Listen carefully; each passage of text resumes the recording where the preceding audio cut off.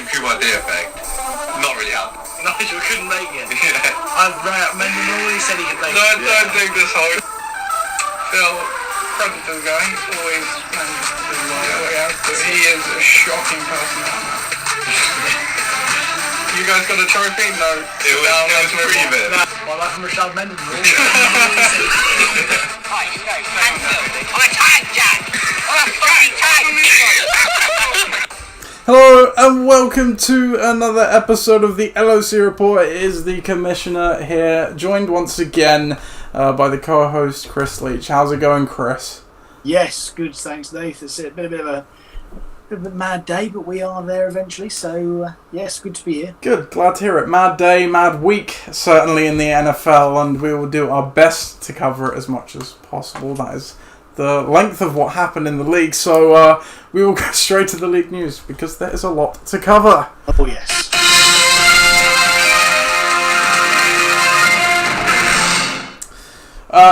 We'll cover off the absolute myriad of injuries as and when we come across them in the transactions and in the games, because the injury list looks longer than the Battle of the Somme, wouldn't you say, Chris?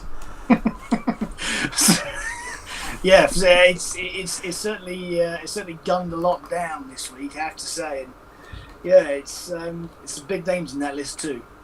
Yeah, some very big names. So we'll just start at the top of the transactions as we always do, and yeah, as I said, we'll cover them off as we go. So the first one here, which is directly as a result of the one right above it. So Saquon Barkley did tear his ACL, also partially tore his meniscus and sprained his MCL on Sunday, so he is done for the year, and that led bare necessities to add Devontae Freeman for $25 and drop rookie DeAndre Swift, which was a 7th or 8th round draft pick. Chris, what do you make of both sides of this transaction? Yeah, I mean, if Devontae Freeman, as they say, will do what he says and join the Giants. He's already signed. Has he signed? Yes, well, he's already signed. There you go. So I've been under a rock all day. I think that's a good move. I mean, so I think if you have him, you know what you're going to get from him. He's been on your team before.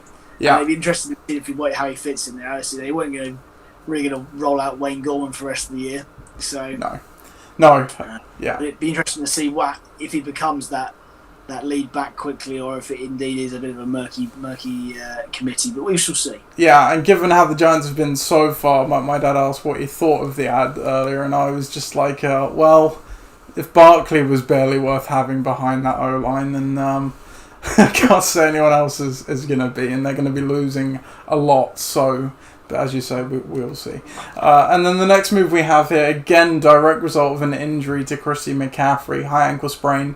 He's on the IR, which is only for 3 weeks now, but it has a 4 to 6 week injury. So Mike Davis added by me and dropped Saquon Barkley, again for $25. What do you make of this one, Chris? Yeah, I mean, you look at that again, and I don't think that again, Carolina are the team that they perhaps once were, or certainly were last year. Their defense doesn't really allow them to stay on the field as much as they might like.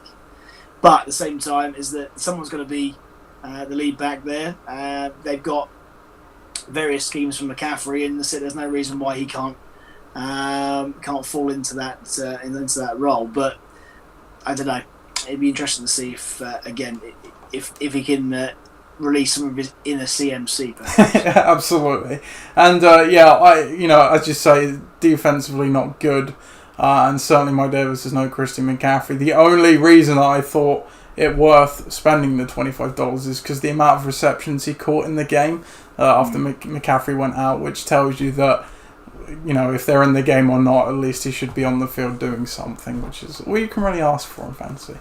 We'll go through a few others here. We won't do much reaction on them, but because they're interesting, but not the premier. So you had a Tyler Higbee, Chris, who scored 3 touchdowns against the Eagles on Sunday. So he has been fairly good to start the season. Dropped Brandon Ayuk, your rookie draft pick. Badetne has added the Colts D for $17, which sounds like an eye-watering amount, but when you say that they play the the Jets, you could say, well, they're probably going to give you a win.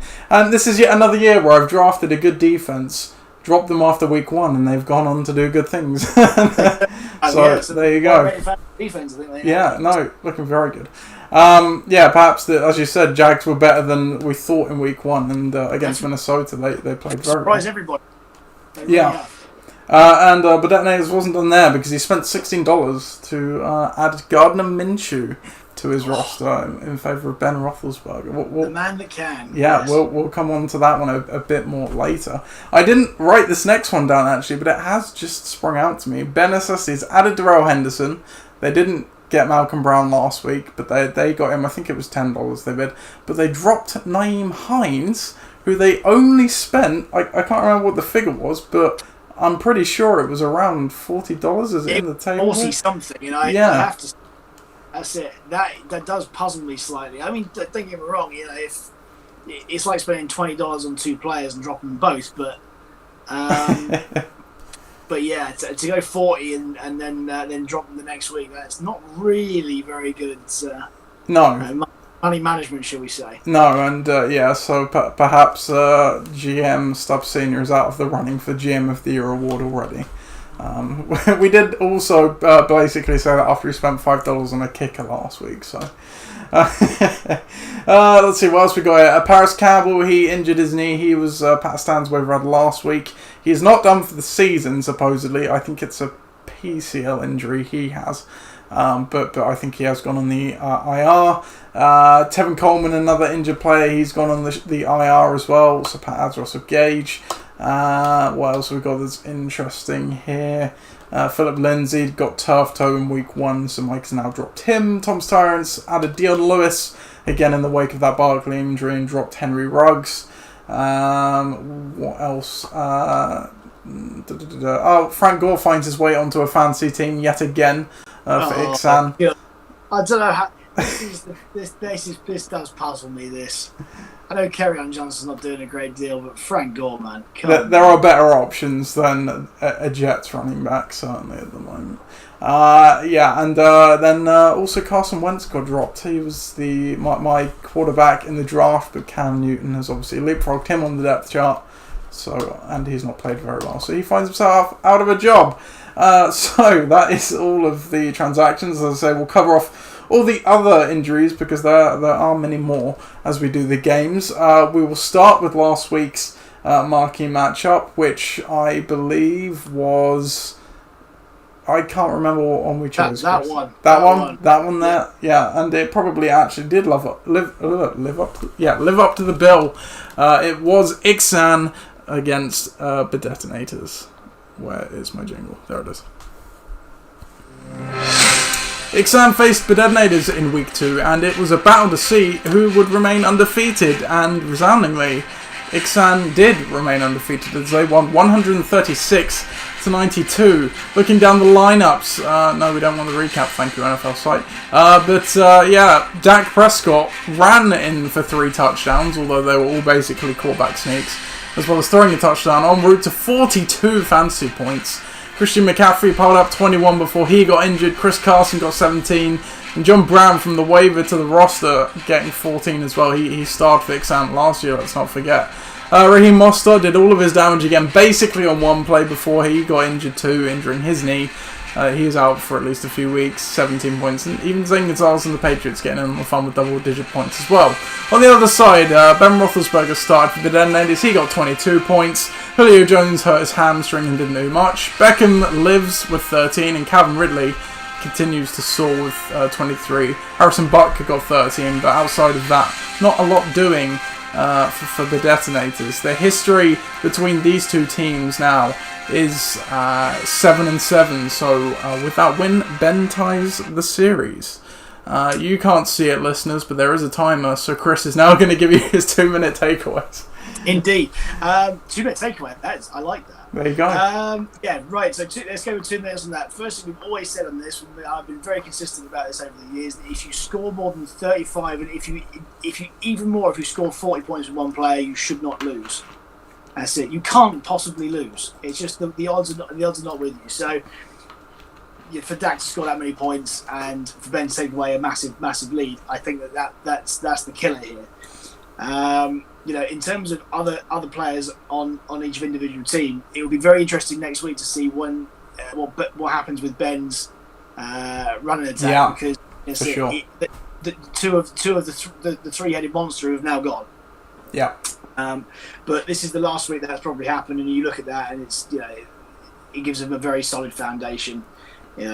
John Brown's had a good game, and everyone else had his kickers had a extremely good game, and everyone else has been very good. So look, that for Ben is very good. I mean, you'd be silly not to say that is a dominant performance, and almost all of those players, play the part. Yeah. On the other side, it's a solid week, if not unspectacular for Ollie. Julio's let him down. He can't be very sad about the fact that he's lost the game because there's nothing that he could have done. It's just a very, very good score on the other side. But the bright spark is that, as you say, Calvin Ridley is the man by the looks of it. That's it. Clyde will have better weeks, but there's signs of life. Defense needs to be sorted out, but that's what he's addressed in this week. And the bench is strong, so that's it. Onwards and upwards for Ollie, but for Ben, dominant performance, but might not be seen again. Yeah, absolutely, and you say the bench is strong. 63 bench points. You can see that 4 players all going over double digits. So one of them's a quarterback, but still good showing. And for Ben, Darren Waller had a nice day, but he's going to need another replacement as well. We'll go on to the next game then. It was Bare Necessities against the Tuckfards. In week 2, Bare Necessities faced the Tuckfards in a founding teams matchup, and Bare Necessities came out on top 119-95, and as you can see by the chart there, they never looked back once taking the lead. Again, like you said, Chris, 40 points wins you a game. Well, Josh Allen's basically done that 2 weeks in a row now. He's had a stellar start to the year, 43 points in this one. Gordon, Cook and Kelsey all basically got 15. Jonathan Taylor got 17 in his newly anointed workhorse role to bring the win in for Bare Necessities. On the other side, Patrick Mahomes had a good day at 31.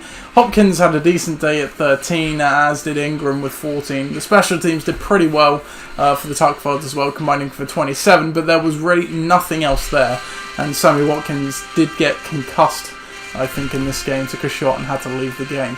The history of this matchup is now 10-6 in favour of Bare Necessities. Chris? Yeah.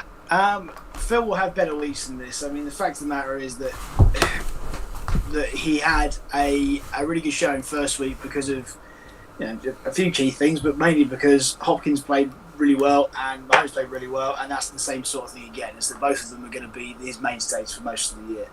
One thing that I am a little bit concerned about though here is that outside of those two, you've got Adrian Peterson, who is playing on a garbage offense. You're playing Smith-Schuster, who doesn't appear to be the guy this year, which is Deontay Johnson has overtaken him by the looks very of much things. so. Yeah. And Sammy Watkins is in the team for no real reason at all. I can't so probably the best thing to have happen to him is for him to get concussed. However, brutal. It's true though. Somebody falls for this bait every year. The problem that he's got behind it is that there's not an unbelievable amount of depth on his bench, and he's dropped Zach Ertz this week. That's it. Though played well week 1, hasn't played nearly as well week 2, mainly because of his QB play, as you say. That's why you drop Wentz yourself. Yeah. That's it. Zach Moss looks to be an increasing threat in the Buffalo offense, so that's why Singletary's there. Will you put him in and feel good about it? Probably not. We know the problems that happen in New Orleans, so he's got a bit of an issue there. But 94 points out of those players, I think, is a result. On the other side, as we said, score over 40 points with any player, you can't lose. Josh Allen had a great week. He'll continue to have great weeks because he's the focal point of that offense. But outside of that, that's it. You're seeing numbers that you really want to see. 14s, 15s, 17s from some key players there, particularly those 3 running backs that will all be workhorses and won't go away. Kelsey will forever get the targets and touchdowns. And outside of that, he's one component away, I think, from having a really, really, really good team. Yeah, absolutely. Yeah, it's that Lindsay injury certainly helped my dad with Gordon, and as you say, and it will continue to do so now. Yeah, well, actually, it's injuries that have really helped bare necessities, because it's not just Lindsay; it's also Mack in Indianapolis has basically given him 2 full-time running backs. As you say, not a lot of depth for both of these sides, and we said that coming out of the draft for the Tugfards that outside of Mahomes and Hopkins, there's no one really here that you can count on every week, and I guess this is an atypical week if you maybe not even more so when he's had 27 points from the special teams to help him out. So there you go. So both these teams are 1-1 now. Phil was undefeated, and my dad did not start with a win, but they are both 1-1. We'll go on to the next one. Maybe I'll drop the timer to 1 minute on this one for you, Chris. Wrong game. Sorry, it's Faulty Towers against Pakistan.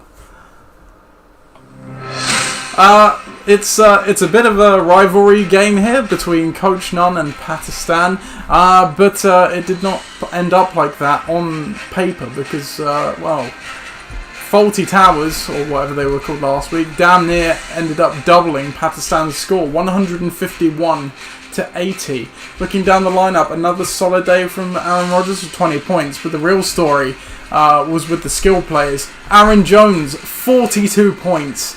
Alvin Kamara, 29 points. Stephon Diggs, 21 points. And even the kicker's getting in on the action, 17 points. En route to, a season high points so far, I think, across the league by Ross's team. On the other side, Pakistan, that did better than last week, but still not good enough. Drew Brees only got 16. David Montgomery got 19. And Amari Cooper got 10. But nothing else there. Not helped by Paris Campbell getting an injury early in the game. Justin Tucker got 16, but it's looking like the arrow is pointing down in Pakistan's land. The history of this matchup is over on the right here, I think. Yep. Ross is now 4-2 against Pat all time. Chris. Yeah. What a day. That's it. Another 40-point player. That's it. So it's 3 in a row now. It doesn't happen very often. Look, this is a complete beatdown for many reasons. I mean, when you have Kamara and Aaron Jones on the same team, I don't quite know how the auto draft managed to do that, but it did. Well, this is crazy as well, because we talked about this at the start. We roundly said this was the worst team, and the auto draft was extremely harsh. And look where they are. They're flying. That's it. And it does help to have, it turns out Aaron Jones is the stud back this year. Kamara looks completely different from last year. Obviously, that injury was definitely weighing him down. Stephon Diggs has managed to find himself a serviceable fantasy QB, which is nice. He's playing Miami, but so what? He seems They've got good corners down there. That's it. Absolutely. He seems to be the guy who's increasingly getting into that offense, and I think that Josh Allen needs that. Outside of those two guys, though, Scantly and Henry, nothing really to worry about. But Aaron Rodgers seems to be in Hall of Fame form this year as well. So I think if you combine those two together, Rodgers and Jones, you're in for a treat. I can see why he's playing Valdes-Scantling with Rodgers as his QB as well. Yeah. But honestly, with those other two guys, it doesn't matter who plays there. You could play me there, and it was possible. With Pakistan, it's another uphill task for Pat this year. There isn't many glimmers of hope. Maybe David Montgomery is that, but we've seen him go and try and go for a whole team rebuild this week off the waivers. So I want to see how that gets on. But honestly, this including the bench right now, without Michael Thomas and AJ Brown coming back in, there's not that many avenues to be winning there for him. No, yeah, and it's strange because I talk about how we widely regarded Ross's team as the worst coming out of the draft. You anointed them your favourite team, and I highly rate Pakistan as well. And it is ridiculous how 2 weeks has changed so much. And for Pat, really, it's all about injuries. It's not been down to him at all. Obviously, losing Michael Thomas, not only for Michael Thomas, but also for Drew Brees. AJ Brown is injured. it's just crazy. Who else was the name escaped? Colton Sutton for the Broncos. We can't forget about him. He was dropped before waivers went through, injured for the season as well. It's just Pat's had the unbelievably worst luck. So I think even to get 80 is well done by him. But he does face 0-2 now, while Ross is 2-0. The next game last week we had was a bit of a rival one here, because Tom's Tyrants brought Coach Gardner into the league, and well, let's find out how it went. You Are Gold faced Tom's Tyrants. Both teams lost in week 1. One would leave 0-2, and that team was Tom's Tyrants, as they fell 62-106 to You Are Gold. Looking down the lineup, Kyler Murray had another scintillating day with 34 points. Nick Chubb established himself after a bad week in week 1 against the Ravens. He got 25, and the Bears D got 16. Outside of that, nothing really special there, but enough to bring home the victory. For Tom's Tyrants, it is troubling times indeed. Tom Brady looks old. He got 10 points. Keenan Allen just about got 10 points, just under, but Miles Sanders returned, which was a boon for this team. 17 definitely was not enough, though, as they fell in this one. History of this matchup, Tom's Tyrants all time against You Are Gold are 4-3 now. Chris? Yeah. Right, so let's talk about the positives first. You Are Gold, good win, real solid performance, 106 points. I think the monkey on his back really was getting to the 100 points consistently. He seems to be doing that, and the reason why he's doing that is that Kyler Murray does look like a proper fantasy QB. He does. and he's here to stay. So yeah, if you're going to ride him every week, you're doing a good job. Nick Chubb in there. So again, the Browns have turned themselves into a run-first team. They've got 2 serviceable running backs, and they're both getting volume, and they're both getting points, and that is what you want. So yeah, I think with those 2 guys, it's a real solid foundation. However, that's it. You look at who else he's got in there. Kenyon Drake will have better weeks, but that's it. He's also got Kyler Murray as well. So whatever he doesn't do, Kyler Murray will run. Kirk Cousins had a bad game on Sunday, so Thielen will have better weeks, and he still is the number 1 there by a distance. And say Marquise Brown, that's you look there. And yeah, he's boom or bust, and one day he will boom, but this week he did not. So yeah, I think he has some real decent components. You also look on the bench there, and forgetting Howard and Ingram, but you do look at Johnny Smith, and Johnny Smith. Yeah, it looks like a great ad. It really does look like a decent waiver ad. So yeah, if he's not in next week, I'll be very surprised. Bearing in mind Cooper Kupp's a little bit banged up. On the other side, yeah, I think that the experience, this team would be really good 3 years ago. But you're right, TB12 is not working out overly well in Tampa right now, but we'll see how that progresses. It's difficult without a full preseason. Yeah, of course, Godwin wasn't there. I think that Keenan Allen will undoubtedly get better if Justin Herbert remains in his position at QB there for the Chargers. He looked an absolute stud on Sunday, and has to be the focus of the offense there. But otherwise, there's off days all round. It's off days for Adams, stuttering for Robinson. It does appear that Atlanta going air first and not going through Gurley. So, yeah, so the Browns got turned over by a very, very good performance by Joe Burrow on the bench on Thursday Night Football. So, yeah, I think that there lies the problem, really, in the sense that, yeah, there's a few players that are a little bit out of nick, maybe a little bit out of touch if you're thinking about Gurley. Robinson there, it's all QB dependent. We know what Mitchell Trubisky's like, and on the bench. There's signs of life for sure, Definitely, definitely. But especially if Jerick McKinnon can get himself in as that guy who takes over from Mostert for a couple of weeks, which he should be able to do, then I think that may be a sign of life there. But yeah, it's certainly not the ideal start for Tom, and a little bit more. I don't know, that's it. Maybe a bit more luck is required to get him up to those points totals, which can make him compete. Yeah, for sure. And Adams did suffer some sort of hamstring injury in this game as well, which didn't help. And yeah, what you were saying about Kyler Murray, yeah, Carson Wentz looked like a child playing Redskins, and everyone was raving about their front, and then Kyler Murray comes along and, well, you know, that's insane. Our next game then, and yeah, I may drop the timer to 1 on this one for you, Chris. It is the Dream Team against Forge Flyers.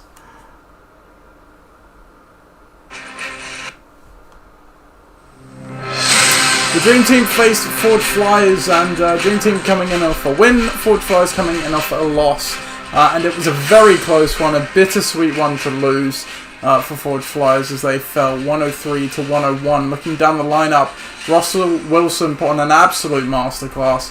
5 touchdowns, 43 points of the Dream Team. Elliott got 16 and Hunt got 22 on only a few touches in the Thursday night game. Really nothing else there, but just about enough. And yeah, you deservedly feel a bit hard done by here, Chris, because you had a pretty good team effort all round.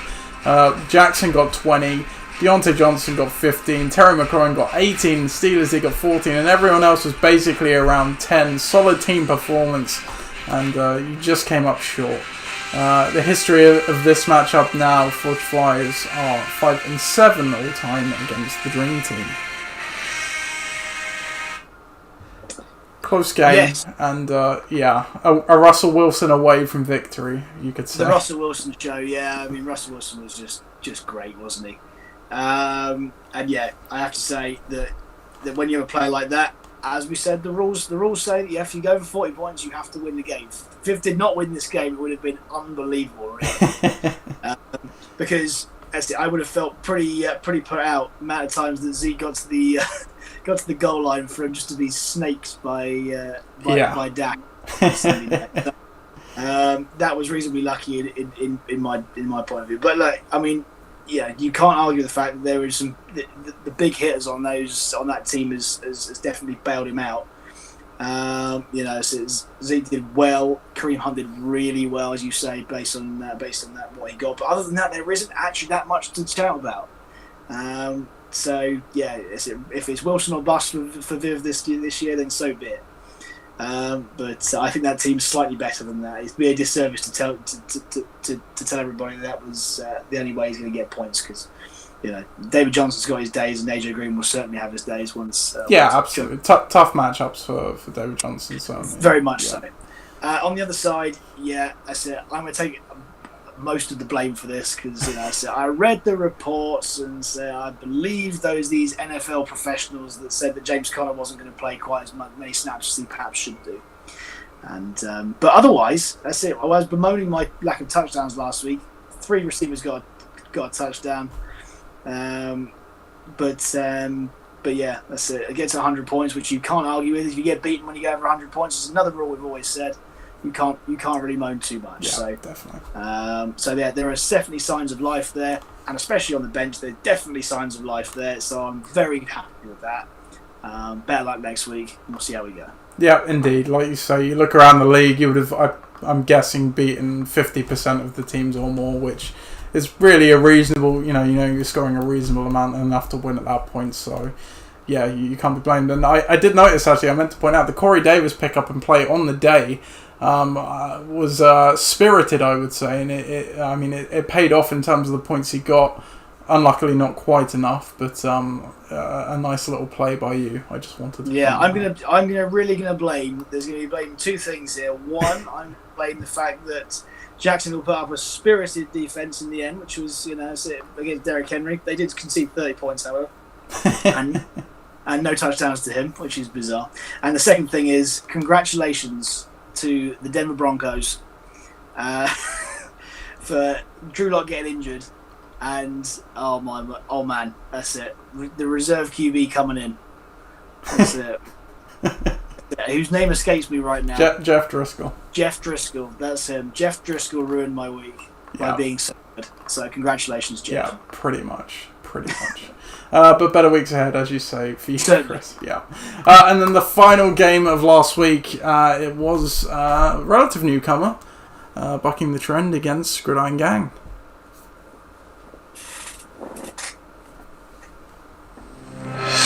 Bucking the Trend faced Gridiron Gang in week 2, and Bucking the Trend had a win in their first game. Gridiron Gang still searching for their first win, as they usually are in week 2. And again, it was a relatively close game, but Bucking the Trend just did enough to see Gridiron Gang off, 109 to 100. Looking down the lineups, Matt Ryan was slinging it all day long. He got 37 points for Bucking the Trend. Tyreek Hill and DK Metcalf basically doing all their damage on one play, but they got 17 points and 15 points respectively. Josh Jacob just about got over 10 in the Monday night game, and Greg Zuerlein kicked that game-winning field goal to cap off the ridiculous comeback for Dallas, and he got 11 points too. On the other side, Cam Newton highlighted the day for Gridiron Gang with 37. Austin Eckler showed up with 15. Tyler Lockett got 13 too, and the Cards D got 10. But the real story of this game was the Saquon Barkley injury, which ultimately probably did cost Gridiron Gang this game. All time, Bucking the Trend are now 2-0 against Gridiron Gang. Hot start by Mike. That's it. Yes, that's it. It's a strong one. And I tell you, this team is that type of Leonard. Is Leonard Fournette away? If that Leonard Fournette is the Leonard Fournette for the rest of the year, that is a scary looking team. Yeah. Let me tell you, because that's it, looking at it there's plenty of playmakers there. You know, there's a lot of guys who've got big playability. Matt Ryan appears to be, in one of those years. It's an even year. Someone told me the other day, that was a crazy stat, that Matt Ryan plays better in even years than odd years, which is just like a joke. But that appears to be the way this year. It's an even year, very, very good start. And yeah, just a well-balanced team right now. So yeah, I mean, onwards and upwards for him, and yeah, you can't argue with some of those totals. Almost all the players went into double figures. And scored touchdowns as well. So it's looking very impressive. On the other side for you, I would say, we joke that your season's over, but actually there are some shoots of life there. Yeah. Cam Newton is obviously is found his juice again. And I don't think that's going to stop. We're talking about how Justin Herbert coming in for the Chargers will affect his receivers' ability to be able to score, but I say Austin Eckler will probably be the number one beneficiary of that, because he's just going to check down a lot. Yeah. So guys like Keenan Allen in time will show that, but short term, I think you're going to see that with Eckler, especially.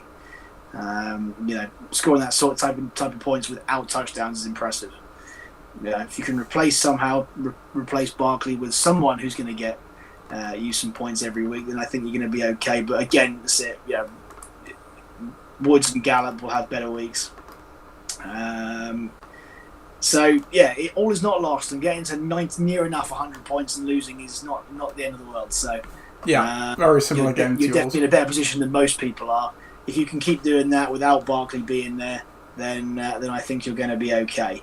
And especially if you've got Golladay coming back at some point as well. So. Yeah, exactly. Yeah, so yeah, I've been without him at the start of the year, and as you say, Barkley really didn't do anything for me in week 1 either, and I still put up a okay point total, so all based on yardage as well. So if touchdowns start coming in, maybe there is a bit of sign of hope yet. But Gridiron Gang go to 0-2 and Bucking the Trend 2-0. We'll go to the milestone standings and stats now. So we'll look at the Southampton division first. There's a fun trend around the league. There are 4 1-1 teams, 4 2-0 teams, and 4 0-2 teams. I don't know if that is mathematically. Well, it's just crazy, but it is what it is. So looking at it though, it is spread about a bit. Southampton division has 3 of the 1-1 teams. Badetna is leading up by a single point. In fact, about 0.6 of a point over your gold, with Tuckfards ways behind, and then Pakistan there are 0-2 at the bottom. Ixan division has 2 of the 2-0 teams, and the other 1-1 team and Ixana leading that up. They've got about 20 points on Bucking the Trend, who have started well as well. Ben SSD's got their first win of the season last week, and you at the bottom there 0-2, Chris. And then in the Winchester division, the other two 2-0 teams, Faulty Towers, which is Ross, and the Dream Team. Ross is miles ahead of Viv at the moment in points, 41 points clear. And then two of the 0-2 teams in Gridiron Gang and Tom's Tyrants. We'll start looking at the other stats, because why not? It's fun. Bucking the Trend is the best in the breakdown right now on 19-3, with Ixan right behind him, then Ross's team and Ben SSD's and Viv's will chuck them into. They've got quite a bit of distance on the rest, because it drops off from 16 at the tied 4th position to 11 wins across the season in the next one. And then Pakistan at the bottom there, 1-21, been pretty hard done by, as we said, to start the season. Coach rankings, Gridiron Gang and Dream Team and Ross's team off to a hot start, but looking at the bottom, Ben, as we already mentioned, he had a good point total, but could have had even more with 46 on the bench across the first 2 weeks, and Ollie and Pat there as well, rounding out the bottom 3. We'll take a little look at the true rankings, but it's obviously just going to be mainly reflective of standings so far, so nothing interesting there. If we take a look at the career stuff, I know we have a very hilarious career milestone for me, but we'll go down the list as we always do. Round numbers. I notched my 90th career loss last week. Someone's got to break it first. If I break one bit of history in the LOC, it's probably I'm almost certainly going to be first to 100 losses. So could be this year still. Could be this year. Could be this year indeed. I think Viv won last week, didn't he? Yeah, so he got to his 70th career win. He's nearly overtaking me as well, in fact. And we do actually have a change in the order. Ben should be at 4th now. I just haven't resorted it. And Phil should move up to 2nd. Any other nice round numbers in the career? Not seeing them, so we'll pan over. In fact, let's look at the active one. It's a bit easier to tell. If we're looking at the active ones, Chris, you notched your 80th regular season loss. Yes. Join the club. The only 2 in the 80 regular season losses. No other nice round numbers there, though. Power rankings will be out at some stage, probably over the next couple of days. We'll come back to Debate Corner at the end of the show, so we'll go on to the week previews now for week 3. Chris, anything jumping out there to you at the marquee matchup? We've got 2 0-2s at the top in the Gridiron Gang Tom's Tyrants matchup. I think there's many. This week is the week we looked at the beginning of the year where it was tasty. Yes, it was the crazy week. Yeah, we've got Tuckford's Bedetonators, which is Corona Bowl 5 rematch, and we all know the history of the win totals there. And there's a little something extra to this game, which I will reveal when we preview it.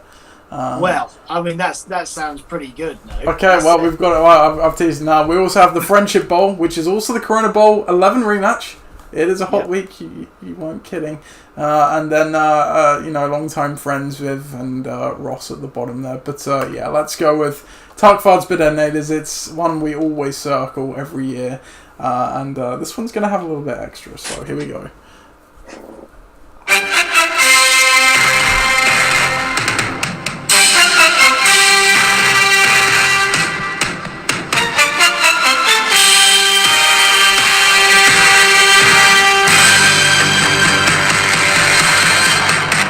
In this marquee matchup for week 3, we have the Tuckfards facing off against Bedetonators. You all know the story.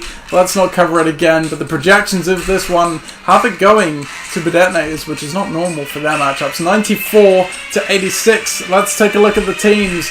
On Bedetonators' side of the ball, Gardner Minshew plays for Bedetonators, so he's going for the ultimate troll because he's also starting James Robinson, who also plays for the Jags. Julio Jones in the lineup at the moment, but he is dealing with a hamstring injury. No other changes as far as I can tell apart from the Colts at the bottom there.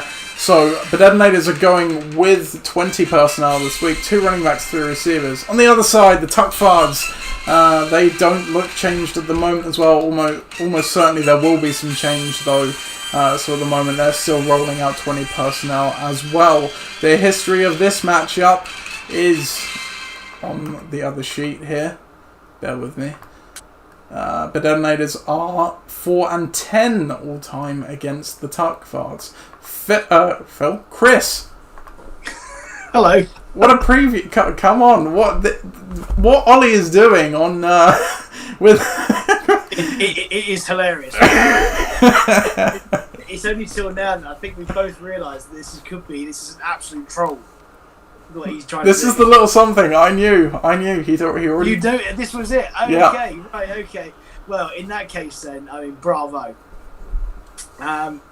We played the Monday Night Football team there. I said, and this game is going to be decided on Monday night because you look at how many players that Phil's got in that game. He's got 2 as well. Yeah, exactly. That it's a lot. There's a lot in that game. So, look, do I think that Patrick Mahomes against the Baltimore Ravens is the matchup that's going to bail him out the shit this week? Definitely not. Do I think that the Ravens D playing Kansas City is a good play? Absolutely not. There's just a lot of just crossed up logic in there, and yeah, for me, the only real bright spark is that game between the Cardinals and the Lions, where Peterson and Hopkins might do well. Otherwise, I just do not see it, Nath, to be honest with you. On the other side, yeah, obviously we've seen over the last few weeks, Ollie's team's very strong. Yeah, he's playing Minshew this week. I really hope that pays off for him. He's played in Miami, which Josh Allen's just trampled all over. So I can't see any reason why he shouldn't be able to either. I said, yes, it's a difficult matchup for Clyde. It should be a difficult matchup for Julio, especially as he's carrying an injury. But otherwise, yeah, looking down there, it's strong for Odell, strong for Ridley. Especially if Julio has to sit for any reason. Robinson was the guy last week. You'd think Baltimore will be able to stunt a few things that Mahomes is trying to do, so it'd be a big day for Butker and the Colts versus the Jets. Well, that's it. That's a lull fest. So yeah, big tick in the Ollie box here, I'm afraid. Yeah, for me too. I mean, 7 points projected for the Colts D is almost insulting to the Colts defense. Exactly that. Yes, indeed. Yeah. I'd say 7 points because it's nearly 7 points for them and 7 points for the Ravens D. If the Ravens D gets 7 points against the Kansas City offense, I'd be very surprised. Yeah, it's shocking. They are a hell of a unit, so you never know. You never know. That's one thing you never like to see in this league, by the way. Is if anyone who's out there, anyone who's looking, thinking, what am I doing? That's it. You should never really play your starting QB against your starting D. Ever. No, it rarely pays off. It is in Baltimore, which is the one saving grace, but obviously with it being fanless, even though they pump crowd noise in, probably not going to make much of a difference. And looking to the bench, because Julio, I don't know at this stage, and as you say, it's not the best of matchups. I would expect he won't play. Bedernators do have quite a few options. Jalen Rager's going on IR. He won't be one of them, but CD against Seattle is the one I think anybody playing right now. It's that every time anyone goes there, it just seems to be a shootout. So yeah, indeed. And for the Tuckfards, I think realistically they're probably going to have to shuffle something, and Ertz is the only option that you'd be confident in, probably coming in over Watkins. Maybe it's the same after that, and as you say, Chris, I just don't think it's going to be enough. I cannot see. A lot of things have to go the Tuckfards' way for them to win this one, and I just don't see it happening. So, Bedernate is going to pull off the ultimate troll, and that may well do enough to send Phil into retirement after all. Next game we've got then, it is Pakistan against You Are Gold.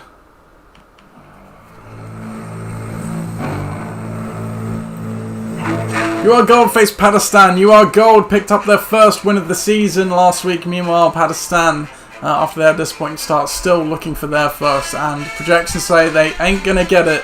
94-85. Looking down the lineups at the moment, You Are Gold is unchanged, I believe. Yeah, they have not changed. They still are rolling out their 20 personnel. And probably one of the few teams in the LEC that can actually say they have a clean bill of health, which is certainly something Pakistan can't say. Looking at their lineup, Joshua Kelly comes in favour of... I'm not even sure. The guy's probably already gone that Pat played last week. So Pat is rolling 30 personnel out. So 3 running backs, 2 wide receivers. The history of this matchup all time, not going to be much history between them, but you are gold are 3-2 all time against Pakistan.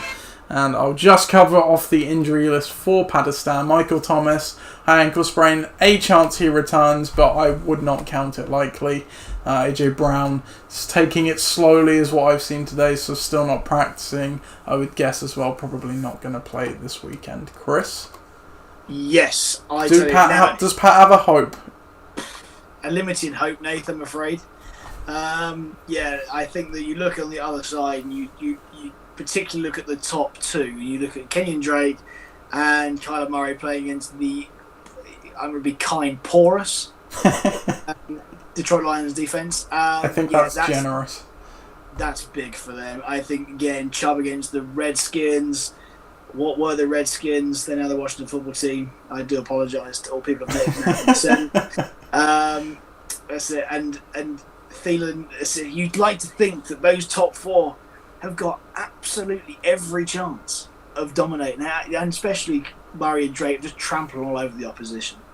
I don't like the Bears against Atlanta. In Atlanta, that's just you're going to get pumped. I quite like Marquise Brown against the Chiefs.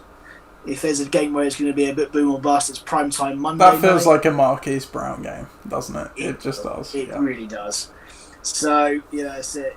And Cooper Cup against the Bills in Buffalo. I mean, I'm not too hot on that. The Bills are really good, especially at home, and it's not very Los Angeles weather up there, is it? Let's be honest. No. But then again, it was. I was there a year ago, and it really was. It was beautiful. So about 2 years ago. At least, maybe the Rams players will be able to breathe since there isn't a litany of forest fires around. Perhaps the area is definitely cleaner. On the other side, yes, Pat hasn't really got much of a chance. He's playing some really, really speculative players. Though Joshua Kelly against Carolina looks good. I think. Yeah, he ain't speculative. Do you know how many carries he got last week? I do not. 23. There we go. And Carolina again. We're talking about porous defense as well. There's one of them as well. So that's definitely a chance of going well. Chargers D against Carolina, not bad on that. Cooper against Seattle sounds like a shootout. Montgomery in Atlanta, game script might go against him there, I'm afraid. And it all depends on who's playing his QB this week. I would urge him to play Ryan Tannehill against the Vikings, because the Vikings have been awful so far. I do think that Ollie Gardner will win. You are gold. Big tick in the box. And another strong performance by Kyler Murray. Yeah, it's going on form. Yeah, you certainly can't go against your gold. But I think Pat is on the up, amazing despite the injuries he's had, because there are a few things going for him. Obviously, the Tannehill I think will be a shot in the arm at quarterback for him. Mixon's been bad so far, but he's getting the work. The points are going to come. I think Montgomery's kind of showing he's entering that RB2 position. Game script absolutely is a worry. But then the other 3 guys there at the bottom, Cooper, like you said, that's going to be absolutely fine, you would think. I think even Slayton against San Francisco, because Shepard's out now too. And they're without Barkley, so that I would think they've become a bit more of a pass-heavy team.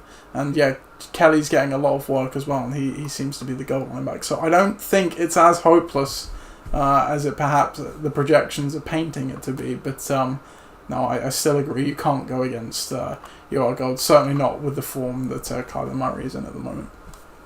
Our next game then, it is the Friendship Bowl. Here we go.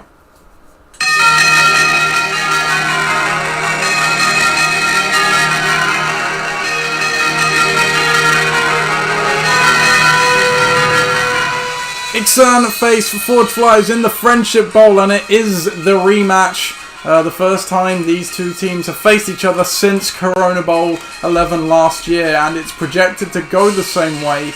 100 points to 84 in favour of Forge Flyers. Looking down the lineup for you, Chris, Julian Edelman comes into the lineup for Corey Davis. DJ Moore, he comes in too? He does indeed. Over DJ Chark. James Conner comes into the lineup, so a lot of shuffling for Deontay Johnson as well. So a lot of change for you, and you are rolling out 20 personnel this week. 2 running backs, 3 receivers. On the other side, Ixan, Malcolm Brown comes into the lineup, I think, for him in favour of Raheem Mostert, who of course has that knee injury and will miss the game. Darren Waller comes in for Christian McCaffrey, also injured on the IR spot. Jamison Crowder, no sure thing to play this weekend, still suffering from that hamstring injury. I should say Ixan as well. They are rolling out 22 personnel, 2 running backs and 2 tight ends this week. On your side of the ball, Chris, DJ Chark, I'm not actually sure what injury he picked up. Questionable. I don't think it was anything major, but who knows. Deontay Johnson, he picked up a hamstring as well, I think. Yeah, he's got a toe injury as well that he's managing. Oh, okay, yeah. And Jerry Jeudy got banged up too, so yeah, he got wrecked. Oh, okay. Okay. He got absolutely mashed. Before I let you take it away, Chris. History of this matchup, heavily in your favour. 10-4 all time against Ixan. Oh, it's deja vu all over again, Nate. It's deja vu. The one thing I Literally will say is that I'm really pleased that all of Ben's players decided to get injured every time they play me, which is really kind. I mean, if there's ever a superpower, that's a handy one to have. It sure is. I mean, say some of his more effective players as well. Having Mostert and McCaffrey not have to worry about them is a massive bonus. Look, do I think Malcolm Brown with his broken finger and 3 other guys in the backfield is going to be as effective against Buffalo and Buffalo as they probably should be? I don't think so. It's it. So if we assume then that there could be somebody who else comes in, if for example, they might even wheel Frank Gore out for a laugh. To be fair, against the Niners in their current state, you never know. It's probably better. It's him or Jared Cook. No one else is healthy. In fact, he can have another bench player. What's he doing? He can put McCaffrey on IR. I thought he was on IR. He is on IR. So not on Ben's IR. No, he's certainly not on Ben's IR. Oh, don't tell him that. However, I'm not too fussed about that because he's still got big playmakers. Still playing Mark Andrews and Tamai Lamar Jackson, which is fair enough. He's still playing Dak Prescott, who I do feel as though may well do me again in a Russell Wilson style fashion, playing against Seattle. Still got Chris Carson, who started the season very brightly. Yeah. He's still with the Patriots defense playing against Las Vegas at home. But they did just beat the Saints. They did, but the Saints haven't been the same. So I don't know. Derek Carr hasn't changed into some worldy QB over just because he's moved from Oakland to Las Vegas. The desert air doesn't necessarily do that to you, and completely. But and in the same breath, Darren Waller's been looking. He did look really good last week, but if I know full well from last year he looked good one week, and then the next week didn't look quite so good, and the week after that he looked all right. So we'll see. There's a lot of spotty starters in there, but it should be interesting to see if they perform because he is back against the wall this week. Let's be honest, this isn't ideal for Ben. On the other side, I mean that Lamar versus Kansas City in primetime Monday Night Football has got me going. To be honest with you, I'm really. Henry against the porous Minnesota defense, Connor against Houston's awful run defense, Edelman against Vegas at home with no one else to throw to, quality. McLaurin against the Browns. I mean, he did all right last week. In Arizona. So, and then I don't like my defense this week. Steelers could get pumped against Lamar, but they are at home against Deshaun Watson, but they are at home. So you never know. This is the one thing as well, is I'm going to go there this week. It could be a real kicker off. I think Zane Gonzalez against Detroit, interesting, like it. But Ryan Suckup at altitude, always a bonus. So and there could be more changes yet because my bench is pretty stacked at this point. Yeah. Ben's isn't quite so stacked because he's got a lot of injured players, but we've got some people to move in and out. So yeah, but I'm going to pick myself because I've been on the up for the last 2 weeks. I can't possibly lose to this ragtag bunch of reserves.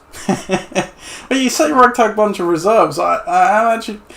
Well, it's not a stellar unit, obviously, but considering he's lost, like you say, 2 of his best non-quarterback players to. He's not looking awful. Like you said, Waller's not a terrible option. Brown, I think, won't do as well this week. It's a mark of a good team if they can win a game like this. Let's put it that way. Yeah. But you're right to point out the fallings of Malcolm Brown. But yours is your starting lineup at least is definitely the healthier bunch and the informed bunch. So. Yeah, I would agree. Hard pressed for Ben to get a win this weekend. It'll be your first win and his first loss, based on that projection. Well, and the record that we've got between us is absolutely slanted in my favour. Yes, for some it reason. is. Yes, and we must never forget that because we all know it never lies. So it never does. Next game, then we have Bear bucking the trend against Bare Necessities.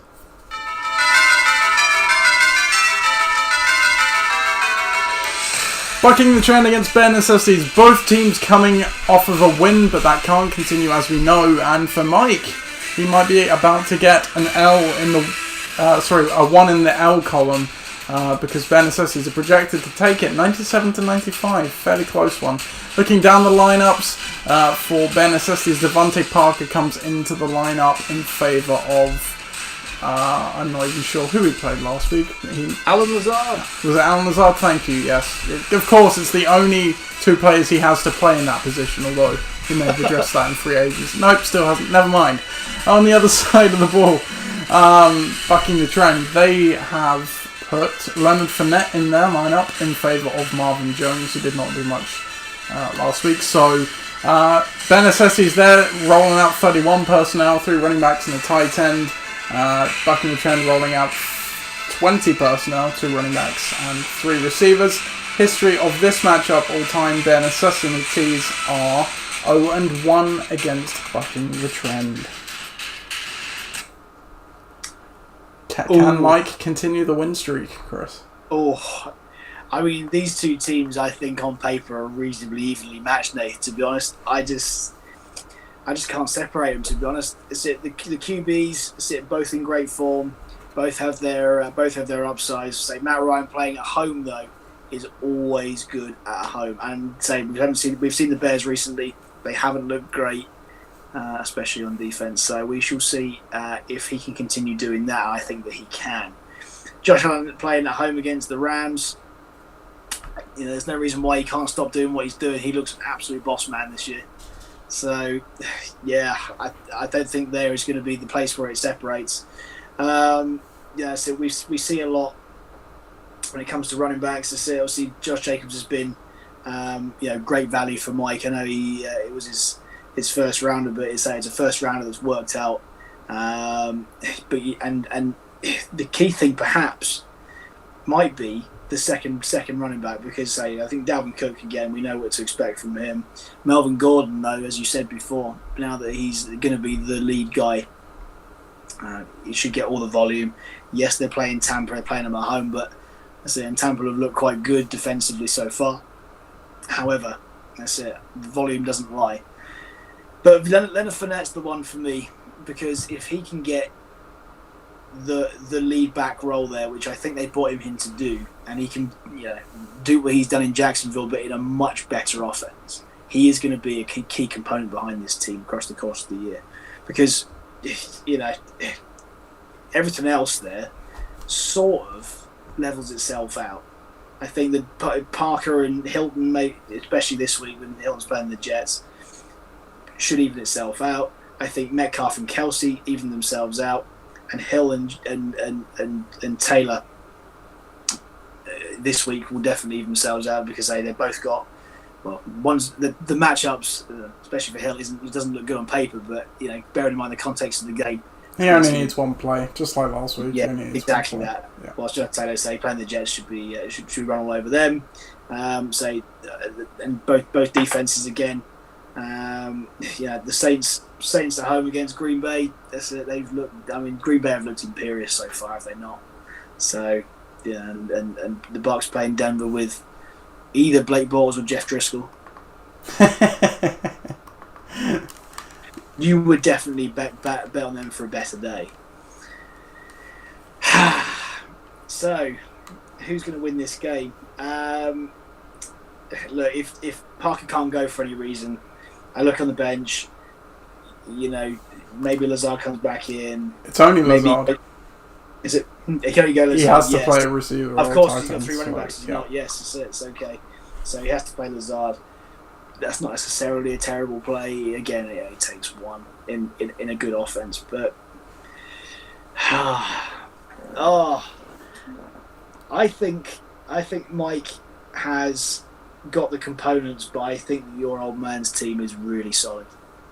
I'm actually going to go the other way. I think Mike takes this one because you're right. They are 2 very even teams, but 2 things that swing it for me: Devontae Parker and the Saints D against Green Bay. Yes, that's it. No, I agree, and say the big playability of Mike's team is significantly higher as well. Absolutely, 2 plays could cost me the win last week. Essentially, it was Tyreek Hill long touchdown or DK Metcalf's long touchdown. Both of those won the week for Mike, and I take either one of those off the board, and it's a loss for Mike. So yeah, Mike's team very underrated. Somehow a 2-0 underrated team. Always seems to happen. He'll be very rated in a couple of weeks' time. yeah, for sure. Okay, next game then. Penultimate game. We have the Dream Team against Faulty Towers.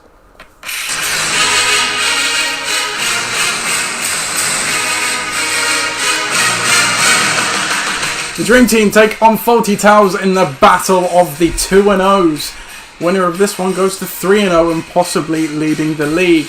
And the projections have it to be a fairly close affair, 94-90 in favour of the Dream Team. Looking down the lineup, Chris Godwin comes back in for Scotty Miller for the Dream Team, but otherwise unchanged. They're rolling out 20 personnel. On the other side for Ross, he brings Mike Evans, who was a surprise lift on the bench last week. He got 16 points. But they are otherwise unchanged as well. So sticking with what's working, he is also rolling out 20 personnel. History of this matchup, all time, the Dream Team are 3-3. Is split. Chris, your 2-minute preview. Yeah, I think you've obviously gone reasonably consistent this week. So you kept the bulk of what was going on, but at the same time, you've added a guy like Mike Gesicki, who last week had a really good game. And looked like every bit a starting tight end in fantasy, to be honest. So if Golladay can't go, that's it. There is options there. So you can put Gallup back in, and what I think will be a bit of a shootout there, to be honest. Looking at some of the other things, see Cardinals D against Detroit, like it. If Golladay plays against Arizona, like it. Lockett against Dallas, like it. Eckler against Carolina, really like it. So there's a lot to be excited about. On the other side, perhaps not so much to be excited about. But I want to talk about one player that's not in the team that should be, and that's Jared McKinnon, who's on the bench right now. Because I really do think that he's going to be the lead back. I think you're on the wrong game, Chris. It's taken me a minute to realise. Sorry. Dream Team against Faulty Towers, but... Shit, it's different on my thing. Sorry. That's okay. We're going with Gridiron Gang against Tom's Tyrants now, because I'm halfway through it. And I'm 40 seconds. Okay, yeah, that's fine. Let's go with that. So we're going to do that. That's it. That's it. So there you go. I should have listened. That's it. That's okay. I just on one on mine. It's fine. Ollie distracted me messaging into the chat about injury, so I wasn't paying attention. That's all right. We're gonna go there now, because I'm not going to repeat it again. No, that's very fair. Yeah. But yes, Jared McKinnon for Tom. We're talking about Gridiron Gang Tom's Tyrants now in what's going to be a great game. He's got to get Jared McKinnon, and he is now profiles as an increased role, and Adams may not play with that hamstring injury as well. So. Certainly. So I think that you're going to be looking to him to anchor this team, but otherwise, again, decent matchups as well that could go their way. Brady against Denver's not great, especially with him right now. But you should see a lot of offense there. Keenan Allen against Carolina, good. Sanders against Cincinnati, good. Let's call it McKinnon against the Giants, really good. Allen Robinson against Atlanta is going to need to throw a lot. You'd like to think Gurley's going to be more involved this week. New Orleans, Green Bay could be high scoring, good for Will Lutz, and say if he brings in the Washington football team defense against the Browns, then I think that they're going to be effective too. So I think if there's one bounce back week, the matchups are there, but I think that you're unlucky that you play against each other where your matchups are so good against each other. Yeah. But I do think the QB is a real factor in this, and that's why I'm going to punt for your team, Nath, because I think Cam's looked really good so far, and he's going to outscore Brady, which is hilarious. Yeah, who if you'd have said a year ago, oh yeah, Cam Newton's going to outscore Brady while playing for the Patriots, the look on many people's faces would probably be quite surprised. Yes. But just on Brady, actually, I think even if Tom had stayed in New England, I think the New England offense is actually far better off for having Cam than the current Tom Brady. That way. Yeah. They seem a lot more dynamic. It's funny, isn't it, when you get rid of somebody like that, or you move on. How much more release they could have been over the last couple of years. And how much they would maybe just hang on for lost times or for old times. Well, it's the case of you build your off. That's what the Patriots do, isn't it? They build their offense to cater for the quarterback to get the most success out of them as possible, and that's what we were doing in recent years with a perhaps slightly declining Tom Brady. But anyway, my roster's not completely set yet. Obviously, I'm not. Golladay should be practicing today, but still may not return. Who knows? I kind of want to get Gallup back in against Seattle, and maybe even Jeff Wilson against the Giants defense. Now that he could fall into that kind of early down goal line role. But I agree. It's kind of unfortunate we're both facing each other, and this is again a 2-0-2 teams facing off. So one will happily leave with the first one, and the other will still be searching for it.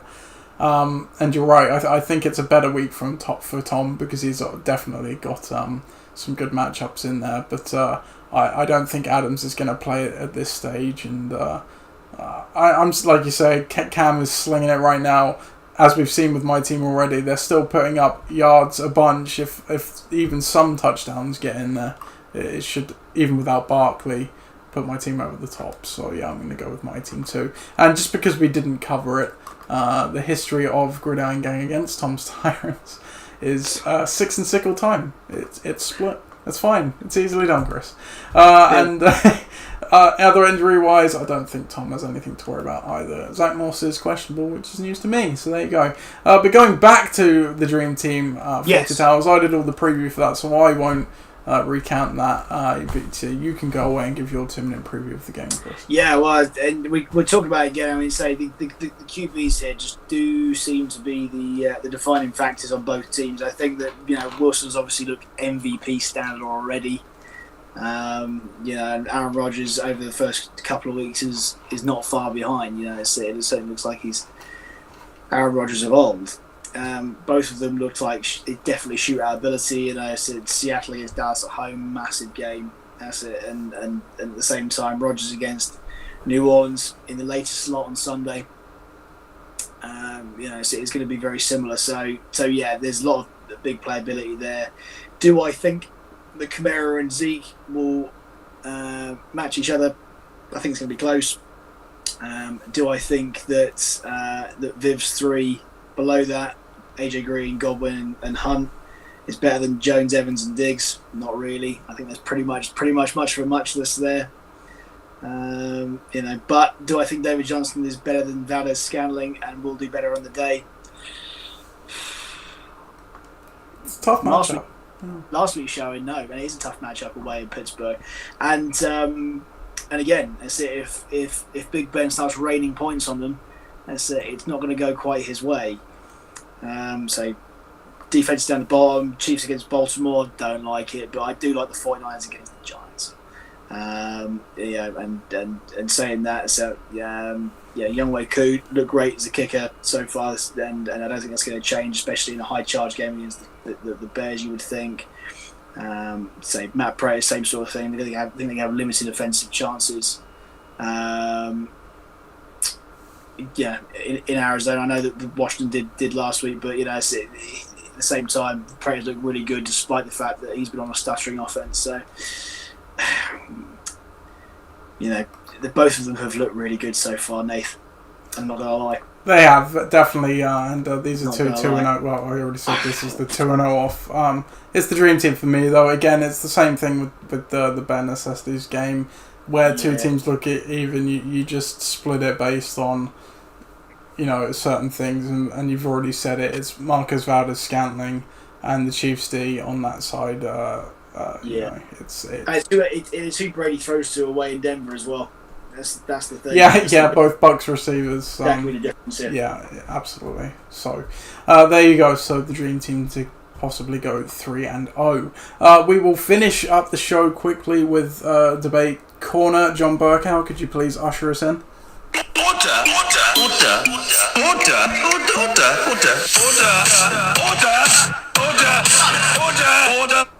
Thank you. It's Order. Are you wearing a face mask, John Burkow? Good, thank you. Yeah. I hope so. Yeah, we are indoors, of course. So for debate corner this week, I have picked out a similar one to last week, but it's still an ever prevalent one. Out of the 4 2-0 teams, who is the real deal? And of the 4 0-2 teams, which is most likely to make a comeback? We usually see it. So we'll tackle the first one first. So the 4 2-0 teams are Ixan, Bucking the Trend, Faulty Towers, and the Dream Team. Oh, but each of them have their own thing. I genuinely think that the teams that are meant to be there that are definitely there at this point. No one's gypsied their way to get to this point. I think if you'd have asked me this last week with the same rosters, I think that Ixan would definitely have been in the equation. I think they're going to stay up a little bit while their injuries, especially to McCaffrey, come to the fore. Having played Viv's team last week, that's it. He's definitely got elements of things being the real deal. His QB being a big one of that, but he's obviously got the supporting cast to be able to do that as well. I think any team with Russell Wilson in it this year will succeed. In terms of balance, though, so Faulty Towers obviously went big last week, and we've shown what they can do. Yeah. And Mike's team somehow, if Leonard Fournette hits the ground running and he is the guy that he drafted, that is definitely my answer. Okay, there you go. Yeah, I think I think I agree. Talk about Ixan injuries, you already write them off. Faulty Towers is very top heavy. We've already seen, if you've got a guy like MVS starting, there's not a lot behind that, and certainly as the bye weeks come in, we can't forget about those. That's going to impact. And I really like Viv's team. I think it is a close second, but we did see last week a lot of players just didn't turn up, and it did take Russell Wilson having an absolute day to bail him out. And even then, they still only got just over 100 points. Yeah. Bucking the Trend I agree with you, has looked the strongest and most consistent so far. So then the other side of that, the 4 0-2 teams, who do you think would bounce back? That is Palestine, your team, Forge Flyers, my team, Gridiron Gang, and Tom's Tyrants. Well, I'd say that just from the cold hard stats, it's you or I obviously want my team to have a bounce back because I thought it was very unlucky to get to 0-2 this week. Definitely didn't expect it. But you look at the totals against, and I think that your team has only scored 3 points less than mine, and it's been put on another 20 points more over 2 weeks span. So it tells you that it's not entirely terrible.